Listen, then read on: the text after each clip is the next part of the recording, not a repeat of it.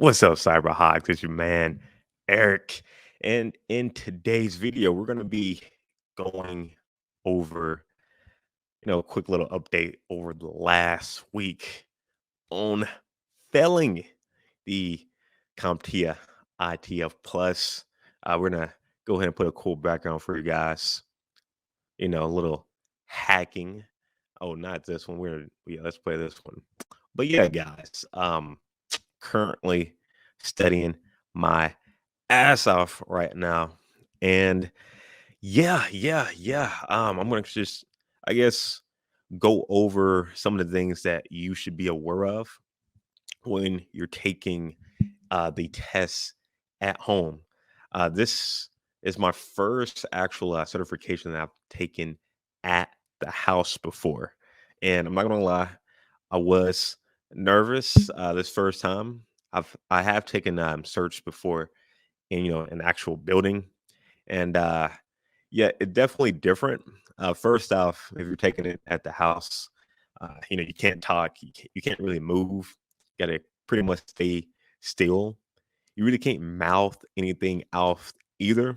Thankfully for me, I didn't get any warnings, but I have seen countless people on Reddit, YouTube videos, etc., talking about that. So that's one thing you should definitely be aware of. Another thing that popped up for me too that I know messed me up on this because I barely failed. It was just a few questions, maybe just well, I'm not gonna say a few, maybe just two or three.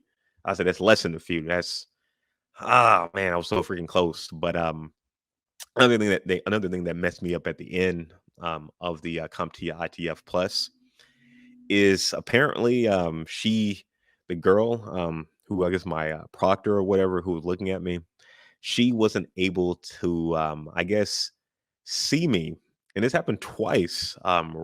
Right when like so before you can take the test, at least on the CompTIA site, you have to do like a little check-in, and I believe you can do it through your laptop or your phone.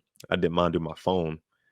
Uh, Man, let me take this off. Sorry about all these messages, but yeah, I did mine through my phone, and you take a picture of yourself, take a picture of your computer or whatever, and then left, right, and back, and then after that, it will I guess load it all in, and then I guess like you'll be like in a queue line, and then from there, I guess if everything checks out, you can go ahead and start the test. And right at the beginning, she was like, I'm not able to connect, or I'm not able to see you," which was so weird because I'm pretty positive it was on their side, just for the fact that right before I take my test, I checked my internet speed, and it was about 212, 213 megabytes per second. I believe I'm saying that right.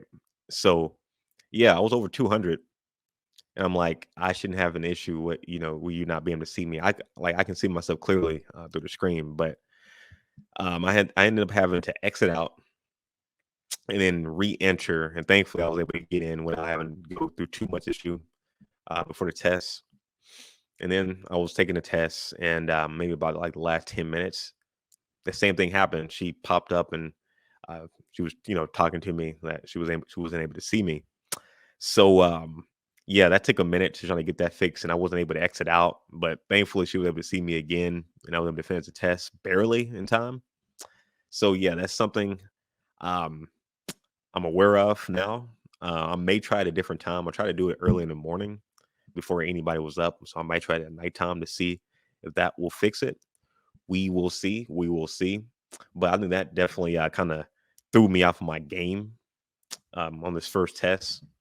Oh, sorry about moving this thing. And another thing I learned from this is that the way that they rate the way that they write the questions, they seem like more robotic. Like the way they're written, it just feels very just very robotic to me versus some of the questions and different things I've been seeing and studying, which seem to be more practical in how it would actually be in real life. It kind of just threw me off from seeing more, I guess, more personable, I guess reasonable type style questions that I feel like I could actually hear versus something more robotic. So that's something I'm going to also be aware of. The next time I take this test and pass it on my second time on this. Overall, though, I felt like um, I knew most of the stuff. I just got to get used to the different wording on the CompTia ITF, and I'm assuming for a lot of these certifications, just getting used to the wording. And right now, again, I've been doing a lot of studying. Um, I went over a lot of the different stuff in the course. I'm actually taking a course from Master IT. Great, oh man, great course, great course. If you guys are interested in that too, I should have it in the comment section and probably in the description box too. But right now, what I'm going to have to do, which he actually brought this up to me on the way I can improve to make sure I pass this one. Probably get a dang near 100, dang near close to it. After you're done taking your test from CompTia, at least I know at least for that CompTia ITF, you can see the breakdowns on which questions or which sections of the course that you did more poorly on and I guess better on. So now I kind of know what sections now that I'm going to have to just, just re-go through and put myself how a test taker would make questions, if that makes sense. Again, it's been many years since I've taken a freaking test. Um, been a while since I've taken a certification test as well. So again, kind of just had to get myself back in that test mode. Hopefully, I won't get thrown off at the beginning and at the end of my test like I did on this one. Not able, like missing like minutes of my test because they weren't able to see me. Um, but yeah, I'm super pumped. I'm super ready. Everybody fails at least one time. How I'm viewing it in my head, I'm like, I was super close. And look at Michael Jordan. He felt so many freaking times back when he was younger to get to where he was at to be one of the best, if not the best. Same with Kobe. Kobe, if I'm not mistaken, at least from what I've been hearing from a lot of people who have been analysts on basketball, Kobe was not just like a natural player. He had to train to be one of the best.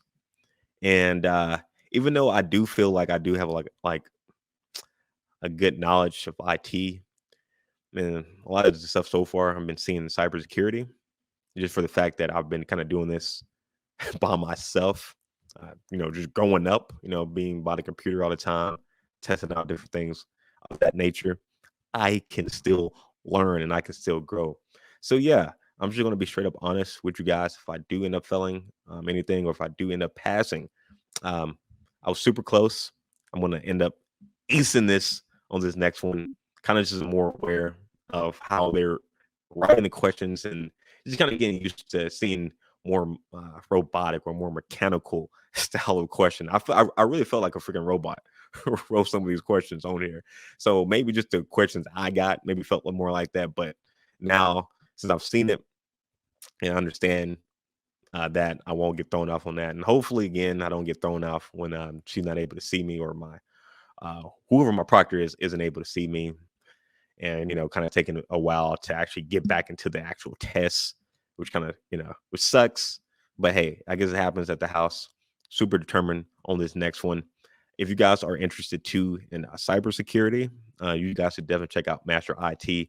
Right now, I believe it's a full bundle. I believe you get 7 training through several different cybersecurity certifications, like the one I'm currently on, CompTia ITF Plus. You got, I believe, A Plus on there, Security Plus on there, and there's a few others that I haven't even looked at yet, because right now I'm focused cert by cert by cert. We're just going to keep it one by one by one, and we're going to see what we're going to end up doing, guys. But I'm super pumped, super excited still on this journey. You guys will see this. You guys will see me create new projects. You guys will see me probably applying for different jobs in this field. Man, you guys are going to see a lot on this channel. So definitely stay tuned for that. If you guys are interested more in like personal finance and different things of that nature, definitely check out my other channel, Financial Hawks, where I teach you guys how to make money in this new digital world. I'll be going over like credit cards, crypto, also a lot of different small business things since I am a small business owner. And it's been fun. It's been fun being a business owner over 2021. But anyway, guys, if you haven't already, be sure to hit that like button and subscribe.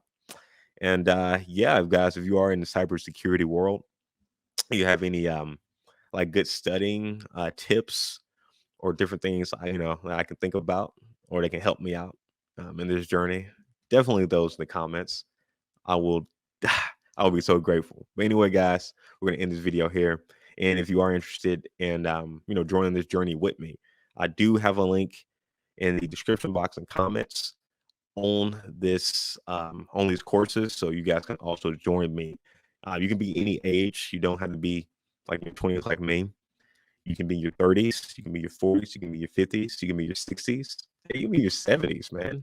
Like, heck, you can be younger than me. You can be like, in your teens and still start this.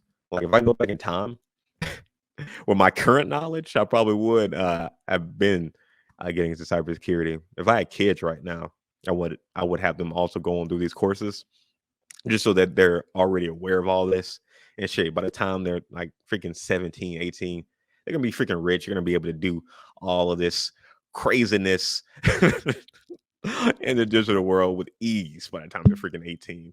If they started young enough. But yeah, guys, it doesn't matter what age you are at. There's people who have talked about this course who are 50 plus and they're even at that age they're still excited to try something new. So I'm still in my 20s, I can still do this. Let's get it.